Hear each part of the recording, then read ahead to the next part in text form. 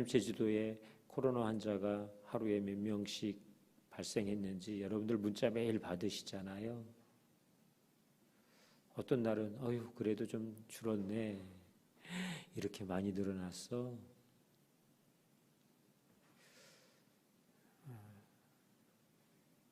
우리의 인사가 그래서 안녕하십니까 이런가 봐요. 예전에는 저 어릴 적 시골에 살 때는 진지 드셨어요. 이렇게 밥 먹었냐고 밥 먹기 힘든 때여서 그런 인사했다고 그러네요. 그죠? 밥 한 술 먹는 게 아주 중요한 시대, 굶기를 밥 먹듯 했던 시대. 예. 근데 요즘은 안녕하세요 그 소리가 별일 없으세요, 건강하세요, 다 같은 얘기인 것 같아요. 어떤 용역으로든지 여러분 병들지 않고 아프시지 말고 건강하시면 좋겠습니다. 어떤 분들은 그게 중요한 기도의 제목 중에 하나일 수도 있을 것 같아요. 엄마들은 신기하게도 아이들의 얼굴만 봐도 아이가 어디가 불편한지, 그게 육체적으로 불편한 것인지 아니면 친구들하고의 관계 속에서 불편한 건지 이런 것들을 다 이렇게 얼굴만 봐도 쓰여 있나 봐요. 다 잘 알아내시더라고요.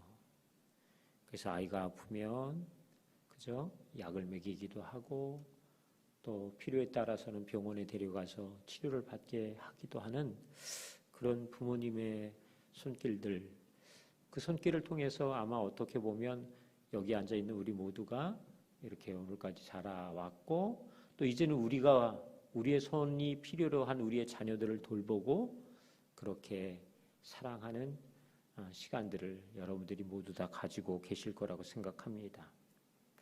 7장 1절에 주님이 치료가 필요한 아픔으로 인한 백성들, 사실은 이 아픔은 실제적인 현실적인 위기고 고통이고 심각한 문제죠. 왜냐하면 나라가 심각한 위기, 멸망이라고 하는 목전 앞에서 조금도 대항할 수 없는 상황. 그러니까 이 백성들에게 있어서의 이 고통의 현장이 회복된다라고 하는 것은 매우 중요한 일일 것입니다. 그런데 우리가 아는 것처럼 이것이 단순하게 외형적인 문제가 아니라 아수르 또는 바벨론이라고 하는 이 강대국들의 침략이 문제가 아니라 하나님 편에서는 너희 안에 병들고 상한 것, 그것을 죄라고 이야기하고 계신 거죠. 하나님 편에서 그러한 그 백성들을 치료하시겠다라고 하는 건 어떻게 보면 환경, 상황을 바꿔주시는, 개선시켜주시는 치료가 아니라 그들의 영적인 영역 안에 깨어져 버린 하나님과의 관계를 철저하게 외면하게 만드는 죄에 대한 하나님의 회복, 죄에 대한 하나님의 계획, 그래서 그 백성들을 치료하시겠다고 하는 이 치료의 영역은 이 백성들의 영적인 영역, 죄에 밀접해 있었던 삶의 그 영역들을 다루시겠다고 하는 이야기인 것이죠. 주님이 신약에서 공생애를 시작하시면서 예수님이 많은 병자들을 만나실 때마다 내가 너에게 무엇하여 주기를 원하느냐라고 묻기도 하시고, 그러면서 그네들의 그 핍절했던 상황들을 치료하고 고치실 때마다 공통적인 말들을 예수님이 그 병자를 향해 선언해 주셨거든요. 내 믿음이 너를 구원했다. 내 믿음이 너를 구원했다. 이렇게 얘기하세요. 사실 치료는 예수님이 하신 거잖아요. 그죠? 38년 된 병자 또는 혈루증 앓던 여인, 심지어는 죽은 나사로, 이들을 고치고 살리고 회복시킨 것은 전적으로 예수님이심에도 불구하고 예수님은 이들의 치료의 현장에서 그들을 향해서 내 믿음이 너를 구원했다고 말씀하세요. 이 내 믿음이라고 하는 게 뭘까요? 믿음. 그들이 정말 그렇게 믿음이 좋았을까요? 그죠? 한평생 소망 없이 살았던 그들의 삶의 현장에 어느 날인가 예수님을 만났는데 그 예수님을 향해 어떤 소경은 소리 질렀어요. 사람들이 제자들이 꾸짖는 가운데서도 더욱 소리 질러 가로되, 그죠? 그런 그 소경을 향해서 주님이 말씀하세요. 내 믿음이 너를 구원했다라고요. 도대체 이 믿음이라고 하는 영역이 뭘까? 내 믿음. 그렇게 회복되게 되어지고 고침을 받고 다시 살게 되고 기적을 체험하고 놀라운 영광을 경험하게 되어지는 그 믿음의 통로라는 것이 무엇인지를 오늘 호세아서를 통해서 저희가 좀 보고 싶은 것입니다. 여러분들이 다 아시는 것처럼 호세아라고 하는 이 성경의 전체 주제를 하나로 요약하자면 여호와를 알라, 여호와를 알자라고 얘기하는 것이죠. 그것이 이 호세아서의 중요한 주제인 것입니다. 어떻게 이 백성들이 하나님에 대하여 몰랐을까요? 너무 잘 알고 있지 않았을까요?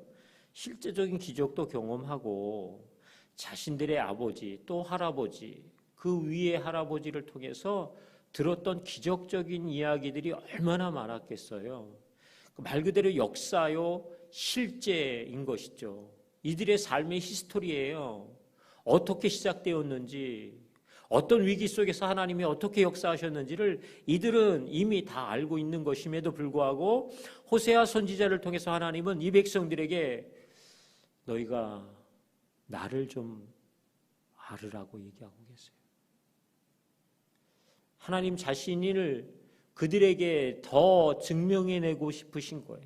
아니, 어제도 오늘도 내일도 변함없으신 그 하나님을 너희가 좀 온전하게 눈을 뜨고 나를 좀 볼 수 있겠느냐. 나를 좀 알아봐 주면 안 되겠느냐. 나에 대해서 너희가 지식으로가 아니라 너희 삶을 통해서 나를 좀 온전히 경험하면 안 되겠느냐. 이렇게 이야기하고 있는 거잖아요.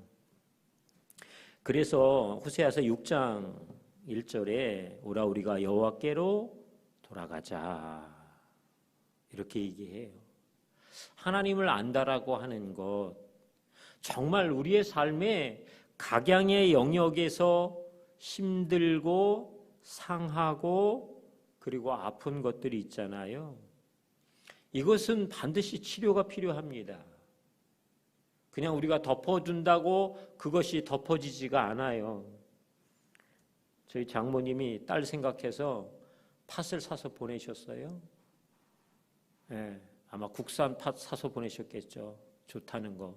당신은 못 드셔도 그냥 딸 어떻게 하든지 이렇게 먹으라고.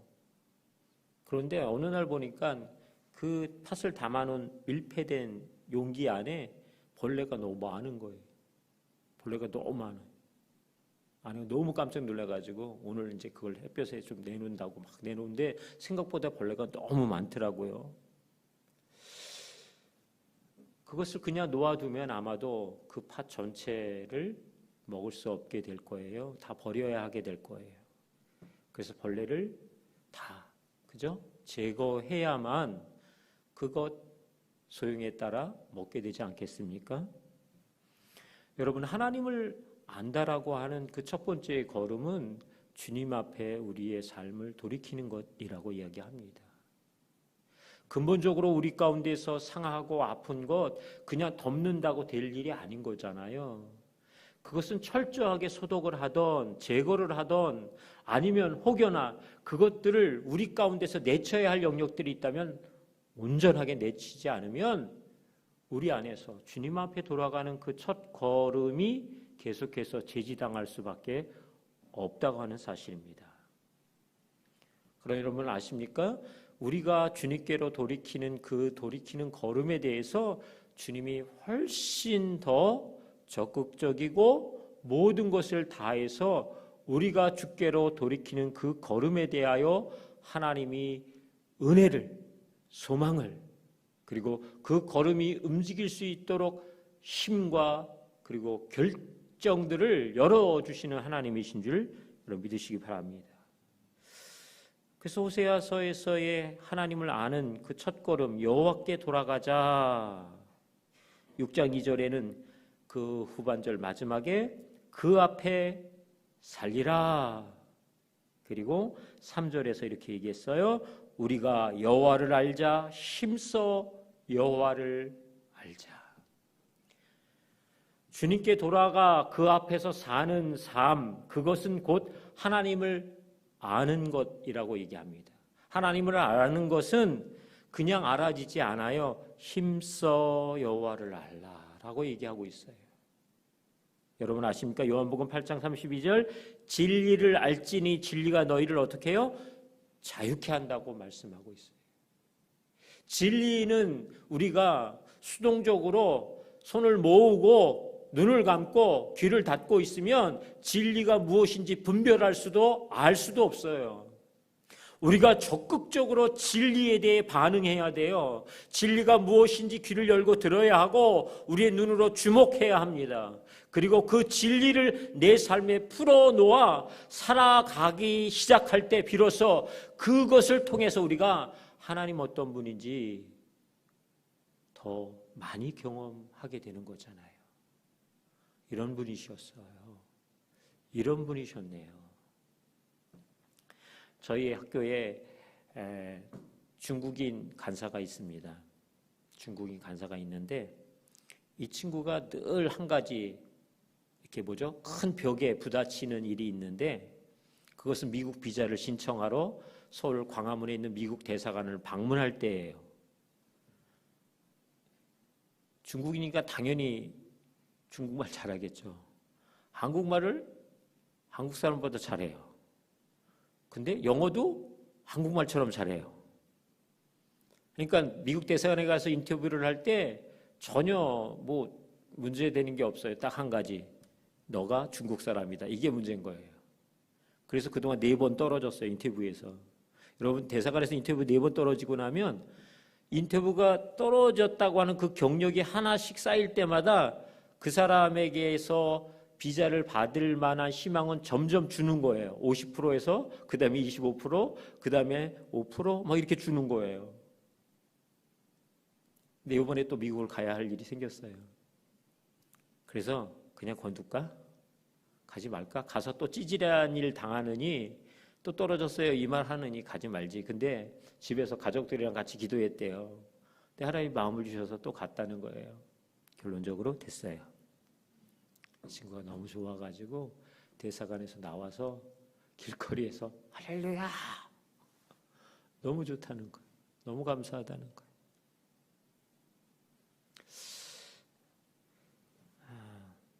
때때로 우리 가운데서 우리가 하는 또 우리가 기대하는 그 어떤 것보다 하나님 더 크고 위대한 분이십니다. 우리가 우리의 삶에서 미처 내가 다 알지도 못하지만 하나님은 우리에 대해서 너무 크고 놀라운 일들을 예비하고 준비하고 계시는 분이시죠.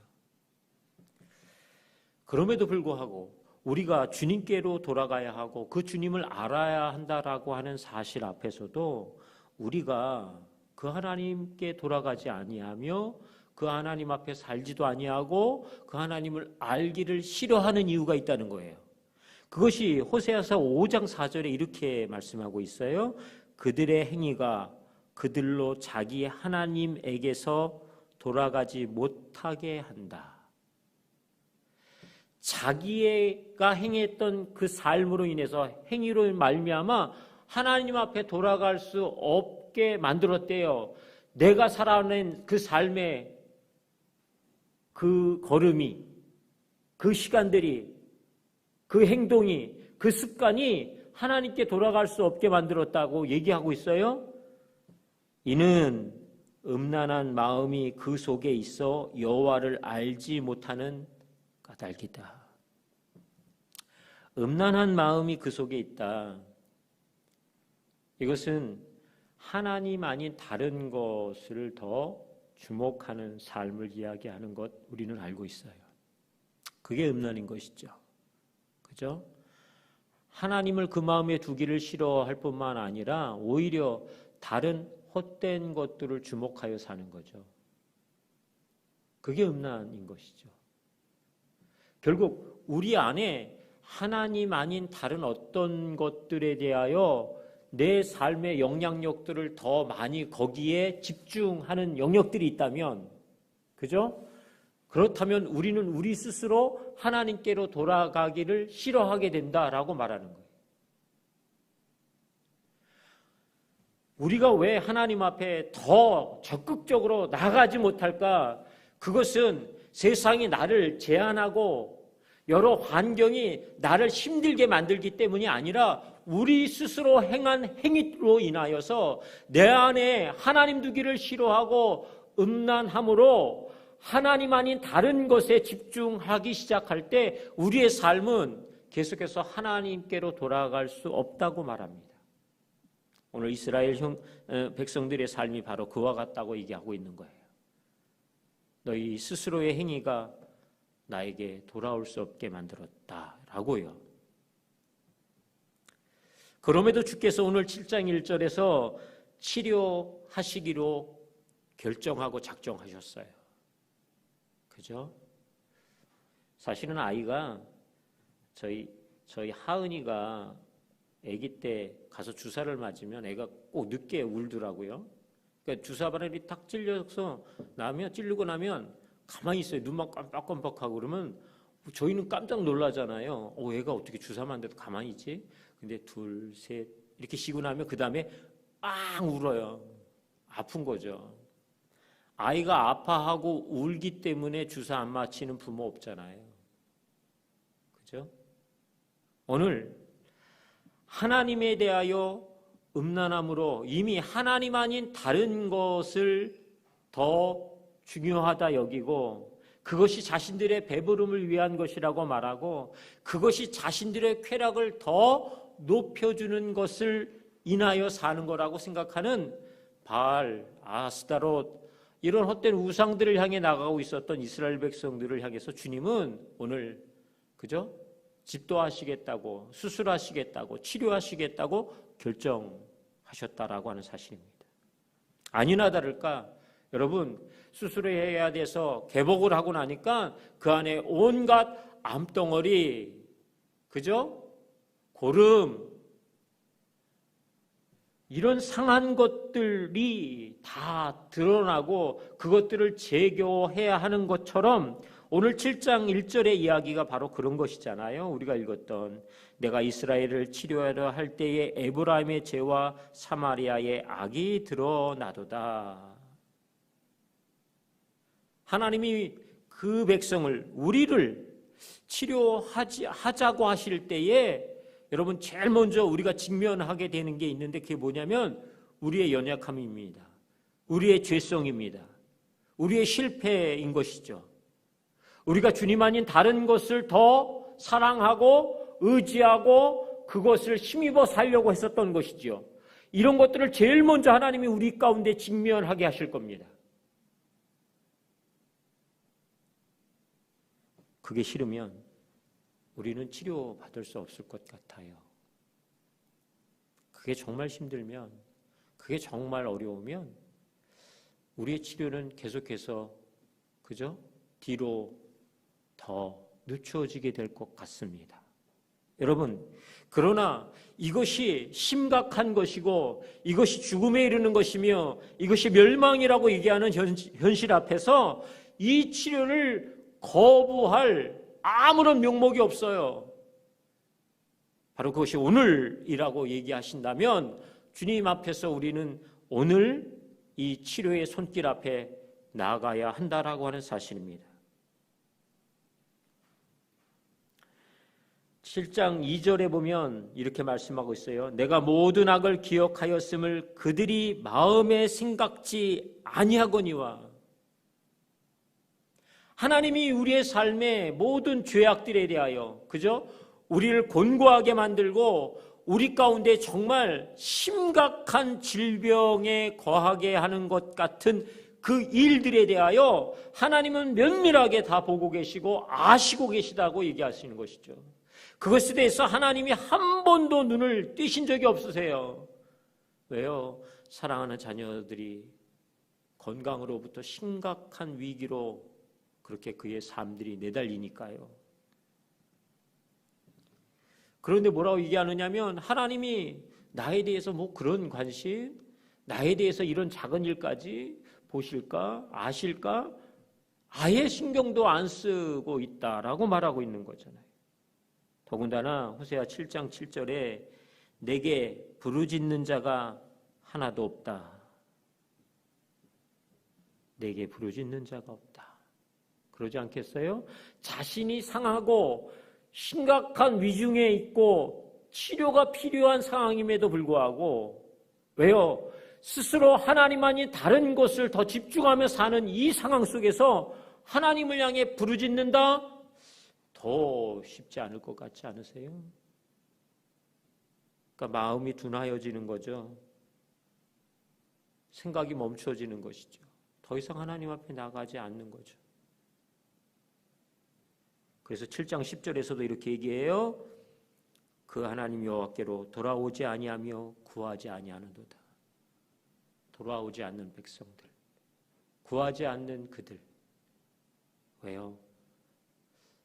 그들의 마음의 죄로 인하여 그것들을 직면하지 아니하고 그것들을 하나님 앞에 철저하게 회개하여 돌이키지 아니한 까닭에 주님께 구하지도 돌아오는 자도 없을 수밖에 없는 오늘의 상황이라고 얘기하는 것입니다.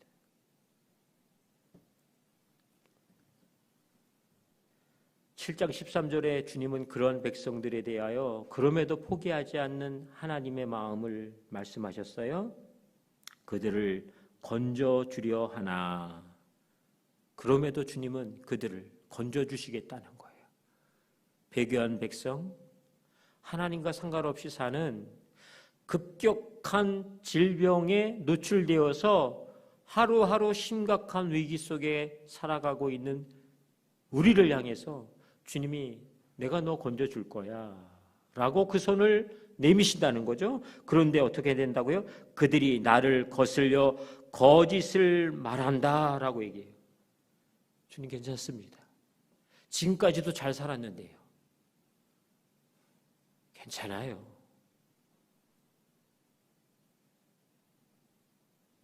아니요. 절대 괜찮을 수 없는 거죠. 그죠?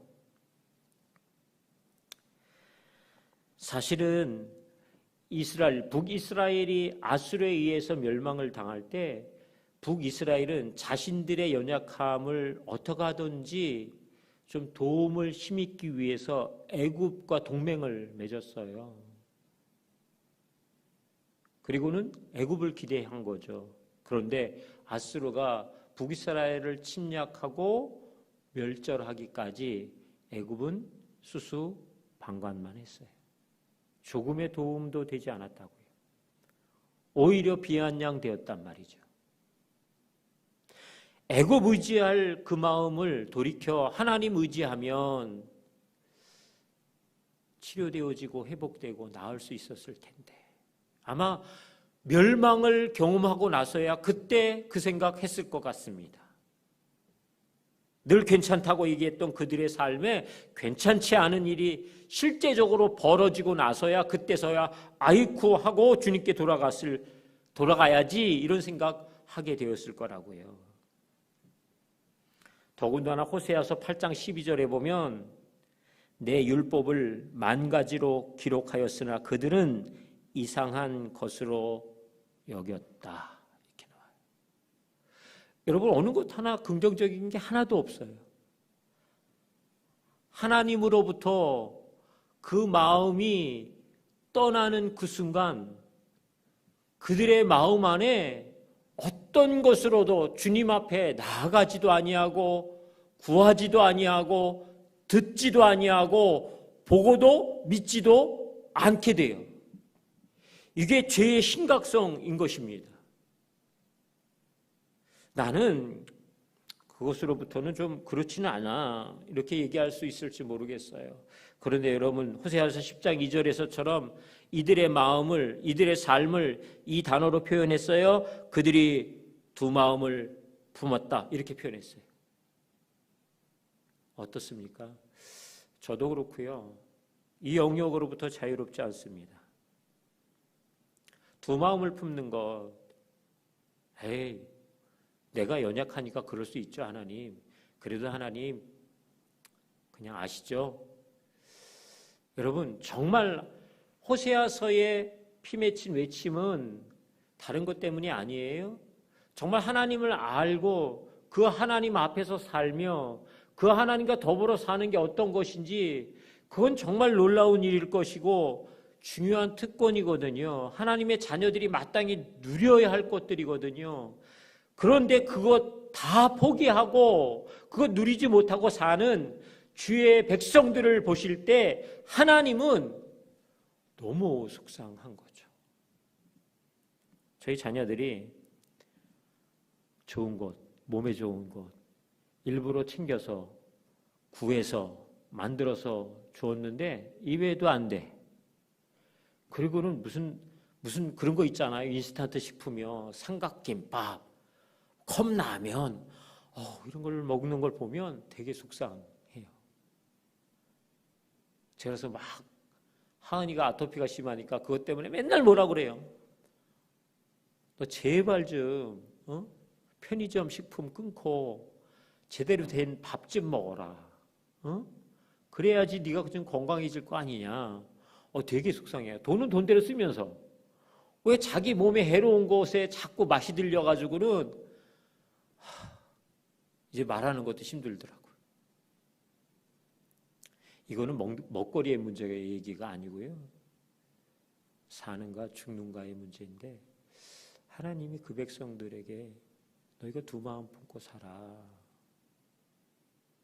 그러니 내 영광을 경험 못하는 거야. 그러니 내가 마땅히 너희에게 예비한 그 풍성함을 너희 것으로 취하여 살지 못해. 그래서 맨날 각박해, 맨날 힘들다 말해, 맨날 두려움과 염려야. 왜 그렇게 살아? 그 얘기 하시는 거잖아요, 지금. 그 얘기 하시는 거예요. 지금 나에 대해서 너희가 좀 주목하면 안 될까? 그렇게 하나님 말씀하고 있는 것이잖아요. 하나님의 치료, 하나님의 회복, 그것이 결국 멈추어질 수밖에 없는 것일까요? 결국 더디어지고 이것은 내 삶에서 상관없는 일이 되고야 마는 것일까요? 여러분, 호세아서의 10장으로부터 새로운 소망이 일어나기 시작하는데요. 10장 12절에 보면 주님이 이렇게 말씀하세요. 너희가 자기를 위하여 공의를 심고 인애를 거두라. 너희 스스로가 한 행위로 말미암아 너희가 나를 알지 못한다. 나에게 나오지 못한다 라고 말씀했잖아요. 여러분, 시작은 어떻게 보면 주의 은혜 안에서 우리가 시작해야 합니다. 공의를 심고 인애를 거두라 라고 얘기합니다. 너희 삶의 의로움에 대하여, 거룩함에 대하여 너희의 삶에서 계속해서 이 삶을 살아내는 것에 대해서 도전해라 라고 말하는 것이죠. 하나님 앞에서 의로운 사람이 없지만 예수 그리스도를 힘입어 그 의로운 삶의 거룩한 영광을 계속해서 좀 집중하고 그렇게 살아내 가도록 하라고 얘기하는 것이죠. 그러면 주님이 긍휼을 베풀어 주신대요. 주를 멀리 떠났던 그가 그 마음 안에서 하나님의 거룩을 갈망하며 하나님 그 거룩함으로 거룩하길 원하고 그래서 그 거룩을 위해 몸부림치며 거룩한 삶에 대하여 도전하고 살아내기 시작할 때 하나님이 그의 삶에 인해 긍휼을 베푸신다라고 말씀하고 있어요. 부끄럽지만 작년에 저희가 송당에 저희 땅에 이동식 주택 하나를 지었어요. 15평짜리 이동식 주택이고요. 학교를 진행하기 위한 어떻게 보면 방편이죠.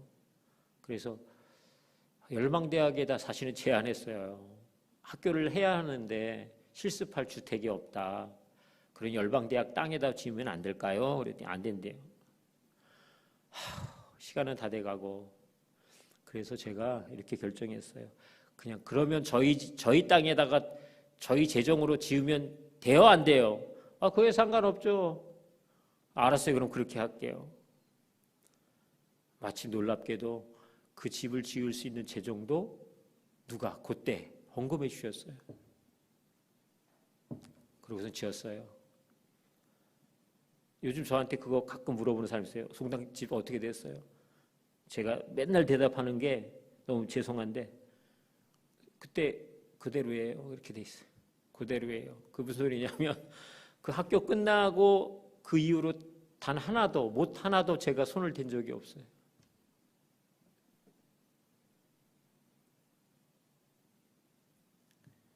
최근 들어서 저희 아내에게도 저에게도 새벽에 나와서 기도하면 하나님 자꾸 마음에 주시는 부담이 있었는데 그게 바로 송당 집이었어요. 불법한 건물이다. 불법한 건물이다. 합법적인 건물이 아닌 거죠. 그냥 이동식이니까 문제가 생기면 이동해보지 이런 걸로 시작했는데요. 그 불법 건물인 건 맞잖아요. 저희 아내가 얘기하는 거예요. 그거 어떻게 할 거냐고. 그러면서 저희 아내가 저한테 이렇게 얘기했어요. 거룩함을 상실하면 거룩에 대해서 싸울 능력을 더 이상 행사할 수 없어진다. 작은 일이든 큰 일이든 거룩을 내 안에서 상실하면 거룩에 손상이 입혀지면 이 거룩함을 지켜나가기 위해 대항해야 할 어둠의 세력들에 대하여 내가 선언하고 꾸짖고 그럴 수 있는 능력이 상실된대.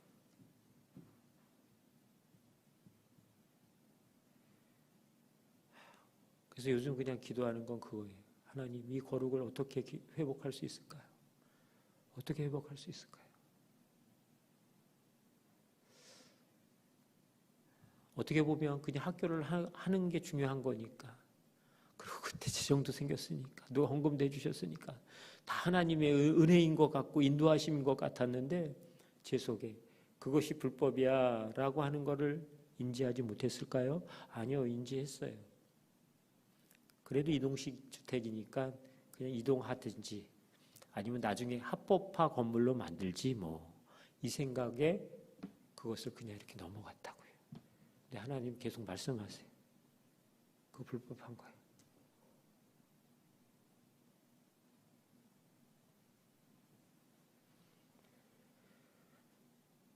거룩을 향한 혹 우리 안에서 상처난 영역들이 있다면, 깨어진 부분이 있다면 하나님 앞에 이 영역에 대해서 사실은 주께서 치료하시도록 다시 거룩이 회복되도록 우리의 삶에서 이것은 하나님의 자녀들로서 마땅한 능력입니다. 그리고 우리가 하나님을 더 깊이 알아가고 그 하나님 앞에서 살아가기 위한 아주 중요한 열쇠인 것이죠.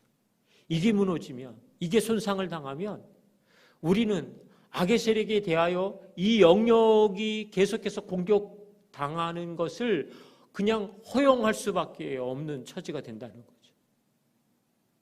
하나님, 거룩한 삶을 다시 회복시켜 주십시오. 그것을 위해서 제가 어떻게 해야 할까요? 무엇 하길 원하십니까? 그래서 주님 말씀하시는 거예요. 너희 묵은 땅을 기경하라.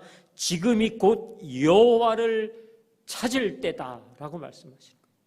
묵은 땅을 기경해야 한다고 얘기하고요.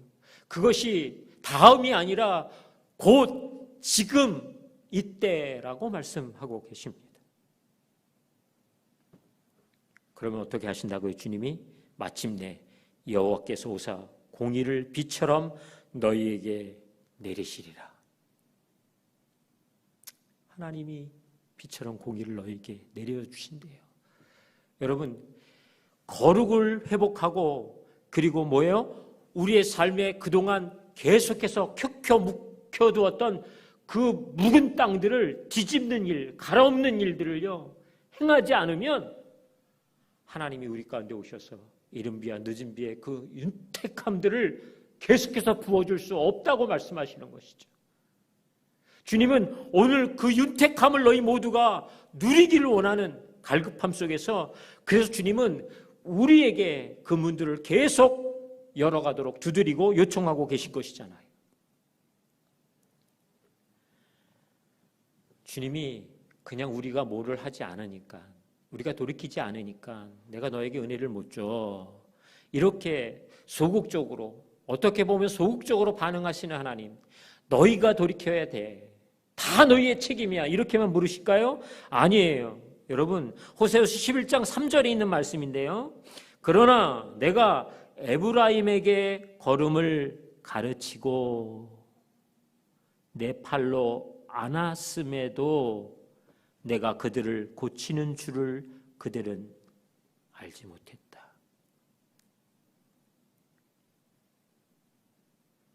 죄로 인하여 털썩 주저앉아 버린 안진뱅이 같은 내 인생에 대하여 주님이 어느 날 오셔서 내 걸음을 다시 일으키고 첫 걸음마를 걸을 수 있도록 우리에게 그 걸음을 떼도록 옆에서 돕고 응원하고 함께 하시고 붙잡아 주시고 일으키시는 하나님이었다라고 말씀하고 있는 거예요. 그래서 그 품에 품었다라고 말씀하시죠. 근데 사람들은 그걸 몰랐다고. 하나님은 전혀 내 삶에 그 황무함 앞에서, 내가 하나님을 떠나 있었던 그 모든 내 삶의 황무한 지경에 처해 있을 때, 죄로 물들어 있었던 그 시간, 하나님은 나와 전혀 상관없었다고 얘기한다고 얘기하는 거예요. 아니에요. 하나님은 우리가 거룩을 상실해 버려서 더 이상 하나님 알기를 싫어하는 연약함 앞에 나갈 그때에도 우리를 포기하지 않고 우리의 주저앉은 그 걸음을 일으켜 다시 걸음을 걷도록 우리 가운데 오셔서 격려하시는, 그 품에 품어 계속해서 우리에게 용기 내라고 할 수 있다고, 그리고 나와 함께 한다고, 그렇게 말씀하시는 하나님이신 것이죠. 11장 4절에 내가 사람의 줄 곧 사랑의 줄로 그들을 이끌었고 멍에를 벗기는 자같이 되었으며 그들 앞에 먹을 것을 두었노라. 우리의 모든 죄의 멍에들을 주께서 벗기시고 우리의 모든 굶주린 연약함들에 대하여 먹을 것을 주께서 놓아두시겠다고 얘기하세요. 그것들을 너희 것으로 취하면 된다라고 말씀하고 있는 것이에요. 그러면서 호세아서 11장 8절 우리가 다 아는 말씀이에요. 에브라임이여 내가 어찌 너를 놓겠느냐, 이스라엘이여 내가 어찌 너를 버리겠느냐. 이스라엘 백성들은 완벽하게 철저하게 하나님을 버렸어요. 하나님 없이도 살 수 있다고 여겼어요. 오늘 그것은 이스라엘 백성들의 문제가 아니라 오늘 저와 여러분들 안에도 여전히 하나님을 외면하는 내 삶의 영역들이요, 하나님과 상관없이 살아가고 있는 내 삶의 영역들에 대하여 주님은 오늘 우리에게 안타깝게 말씀하실 거예요. 너를 놓을 수 없어, 포기할 수 없어.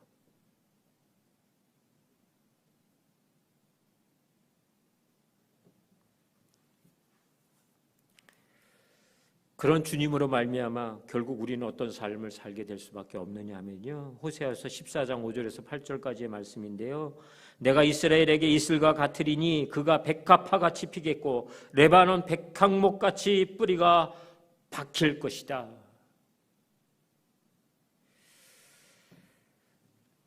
하나님은 결국 이 호세아서의 마지막 14장 마지막을 통해서 철저하게 멸망당하는 이스라엘 백성들의 현실을 뒤로 하고 결국 그 멸망의 목전에서 너희가 다시 내게로 돌이키며 내가 너희를 레바논의 백향목 같은 향기로움으로 백합화의 그 아름다움과 같은 것으로 내가 너희를 회복시킬 거야. 내가 너희를 고치고야 말 거야.